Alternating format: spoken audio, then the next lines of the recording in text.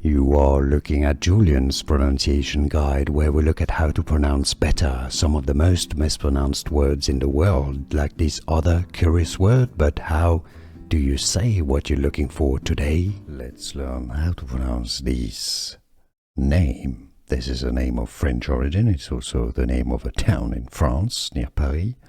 It's pronounced as, in French at least, Meaux. E-A-U vowels together form the sound of the letter O, so it's just O, just like in beau, for example. And the X is silent, because it's French and it's at the end, so Meaux.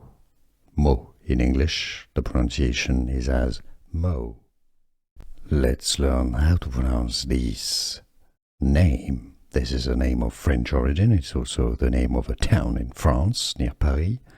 It's pronounced as, in French at least, Meaux. E-A-U vowels together form the sound of the letter O, so it's just O, just like in beau, for example. And the X is silent, because it's French and it's at the end, so Meaux. Meaux. In English, the pronunciation is as Meaux. Here are more videos on how to pronounce more confusing words and names too many mispronounced. Like this video if you found it useful. I appreciate your support. I'll see you soon and thanks for watching.